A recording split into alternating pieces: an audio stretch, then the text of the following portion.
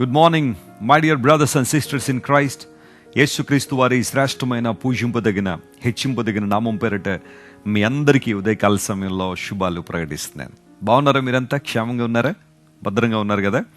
యేసుక్రీస్తు ప్రభు నిన్న నేడు నిరంతరము ఒకే రీతిగా ఉన్నాడని బైబిల్ సెలవిస్తాను. ఆమేన్. Our God is same yesterday, today and for ever. యేసు ప్రభులో మార్పు లేదు. ఆయన మారని దేవుడు, మాట తప్పనివాడు.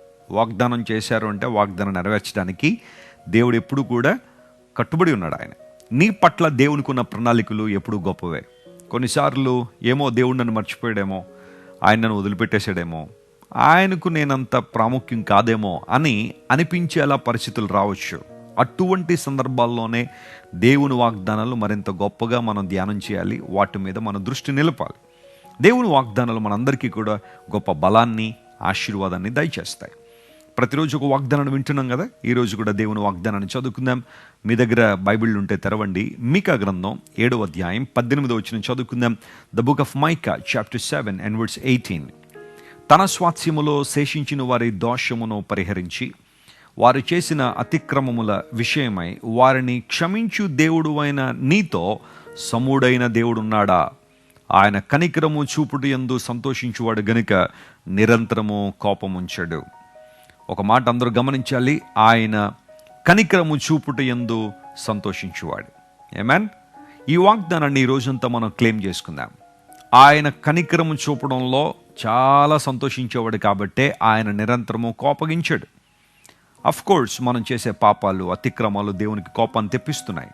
అయితే దేవుడు తన కృపా మహదైశ్వర్యాన్ని బట్టి మన మంటి వారమని దేవుడు జ్ఞాపకం చేసుకుని మనం ఆయన వైపు తిరిగినప్పుడు మరలా దేవుడు మనల్ని క్షమించి తన మహిమ రాజ్యంలో ఆయన వాడుకుంటూ ఉన్నారు. ఎంత గొప్ప దేవుడు ఆయన! తన జనుల దోషమును పరిహరించు దేవుడు, వారి పాపములు క్షమించు దేవుడు. ఆయనతో సముడైన వారు ఎవరైనా ఉన్నారా? మీకా అనే మాటకు అర్థం కూడా అదే, దేవుని వంటి వారు ఎవరు అని. హన్నా దేవుని సన్నిధిలో ప్రార్థన చేసింది. తనకు ఒక కొరత ఉన్నప్పుడు దేవుని సన్నిధికి వచ్చి ప్రార్థన చేసింది షిలోహ్లో. దేవుడు ఆ ప్రార్థనకు జవాబిచ్చి సమూయేలును ఒక బహుమానంగా హన్నాకు అనుగ్రహించారు.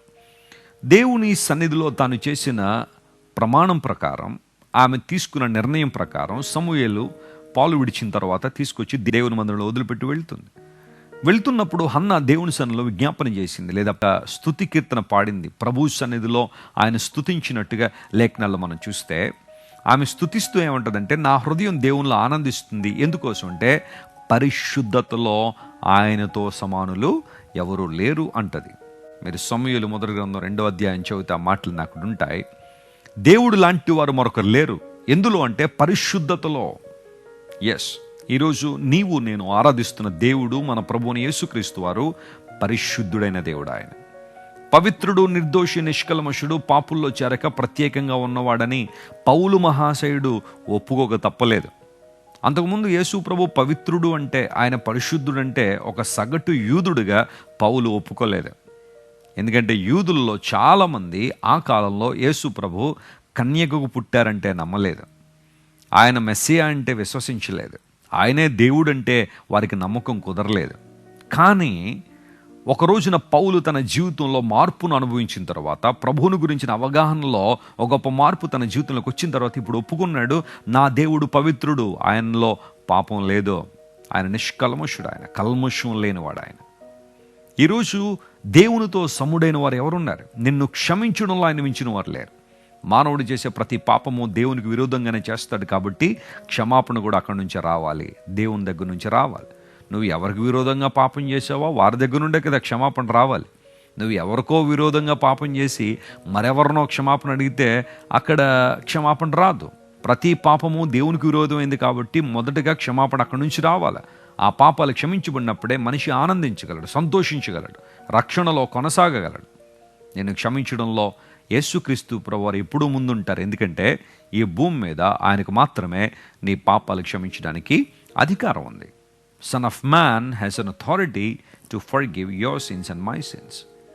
మనుషుల యొక్క పాపాలు క్షమించడానికి యేసు ప్రభువుకు మాత్రమే అధికారం ఉంది. ఎందుకంటే ఆయన ఒక్కడే ప్రాయశ్చిత్త బలిగా తన ప్రాణాన్ని అర్పించారు గనక, ఆయన ఒక్కడే రుణాన్ని చెల్లించారు గనక, ఆయన ఒక్కడే క్రయధనాన్ని చెల్లించారు గనక ఆయనే క్షమించగలడు. ఆయన ఆయన కనికరము చూపుడు యందు సంతోషిస్తాడట.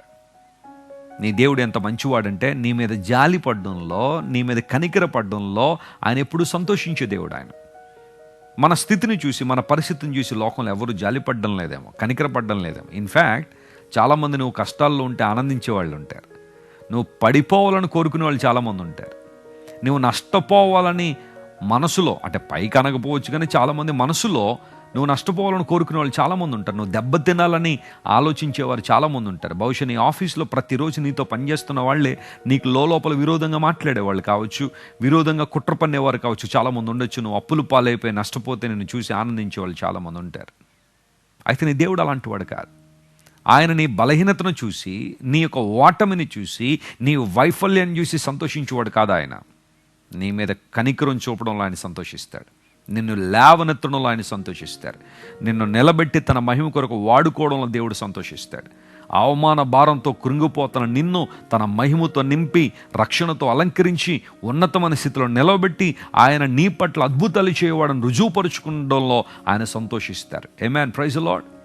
ఒకవేళ ఈరోజు నువ్వు కృంగిపోతున్నావేమో, అయ్యా నా జీవితాన్ని చూసి ఎవ్వరూ సంతోషించట్లేదని బాధపడుతున్నావేమో, నీ దేవుడు సంతోషిస్తున్నాడు. ఆయన నీ పట్ల కనికరం చూపడంలో ఆయన ఎప్పుడు సంతోషించేవాడు. ఆయన వైపు చూడు, అద్భుతాలు జరుగుతాయి. ఒకవేళ దేవునికి విరోధంగా బ్రతికావు, ఆయన నిరంతరం కోపగించే దేవుడు కాదు. ఒకవేళ ఎంతవరకు దేవునికి విరోధంగానే బ్రతికావు, ఆయన గాయాలు మరలా రేపావు, కానీ రా ప్రభు దగ్గరికి వచ్చేసాయి, క్షమాపణ కోరుకో, ఆయన పాదాల మీద పడు, ఆయన పాదాలను కన్నీటితో అభిషేకించు. దేవుడు నిన్ను క్షమిస్తాడు, నిన్ను తన మహిమతో నింపుతారు. ఆయన ప్రభావంతో నింపే దేవుడు, తన మహిమ కొరకు నేను వాడుకునే దేవుడు ఆయన. ఆయన వైపు చూద్దామా? ఈరోజు ఈ వాగ్దానం అంతా క్లెయిమ్ చేసుకుని ప్రభువును స్తుతించండి, ఆయన ఆరాధించండి, అద్భుతాలు చూస్తారు. ప్రార్థన.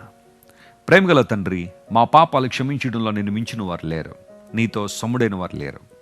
కనికరం చూపడంలో సంతోషించే దేవుడు నాయన నీకు వందనాలు.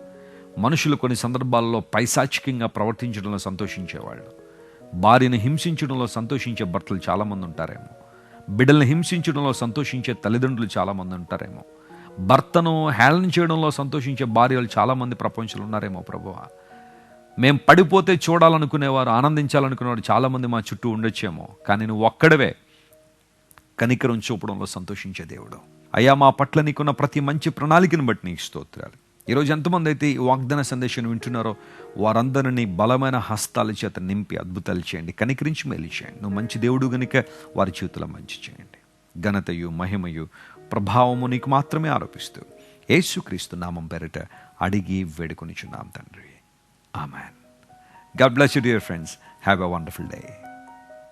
మీరు ఇంతవరకు విన్న దైవ సందేశం మరియు దేవుని సేవకులు చేసిన ప్రార్థన మీకు ఆశీర్వాదకరముగా ఉన్నదని విశ్వసించుచున్నాము. ఈ సందేశాన్ని మీ స్నేహితులకు, బంధువులకు షేర్ చేయండి. మీకు ఏదైనా ప్రార్థన అవసరత ఉన్నచో మా ఫోన్ నంబర్లకు కాల్ చేయండి.